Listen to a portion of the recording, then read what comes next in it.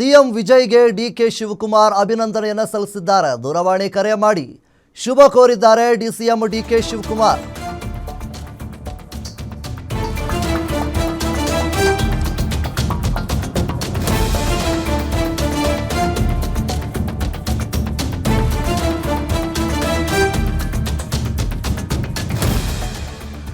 ಇನ್ನು ಸಿಎಂ ವಿಜಯ್ಗೆ ಡಿಕೆ ಶಿವಕುಮಾರ್ ಅಭಿನಂದನೆಯನ್ನ ಸಲ್ಲಿಸಿದ್ದಾರೆ. ದೂರವಾಣಿ ಕರೆ ಮಾಡಿ ಶುಭ ಕೋರಿದ್ದಾರೆ ಸಿಎಂ ಡಿಕೆ ಶಿವಕುಮಾರ್ ಅವರು. ರಾಜ್ಯಗಳ ಪ್ರಗತಿಗೆ ಜಂಟಿ ಸಹಕಾರದ ಆಶ್ವಾಸನೆಯನ್ನು ನೀಡಿದ್ದಾರೆ. ತಮಿಳುನಾಡು ಸಿಎಂ ಜೊತೆ ಡಿಕೆ ಶಿವಕುಮಾರ್ ಮಾತುಕತೆಯನ್ನ ಮಾಡಿದ್ದಾರೆ. ಸಹಕಾರ ಮತ್ತು ಕಲ್ಯಾಣಕ್ಕಾಗಿ ಎದುರು ನೋಡ್ತಾ ಇದ್ದೇನೆ ಅಂತ ಹೇಳಿದ್ದಾರೆ.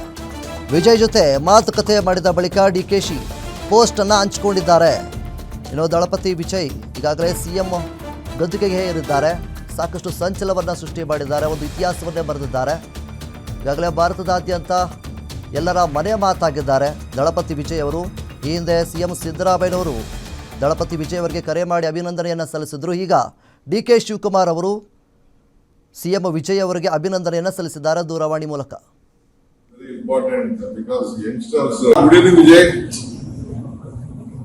Fine, thank you. Congratulations, you have created a history. But you should take everyone together. That is very important because youngsters' emotions will be very too high and their aspirations also will be very high. We all are there. We will try to help you out. Whatever what we tell, we will do it. Good luck and best wishes to you. Thank you. Thank you. Good evening, Vijay. Fine, thank you. Congratulations, you have created a history.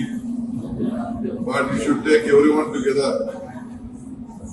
That is very important because youngsters' emotions will be very too high and their aspirations also will be very high.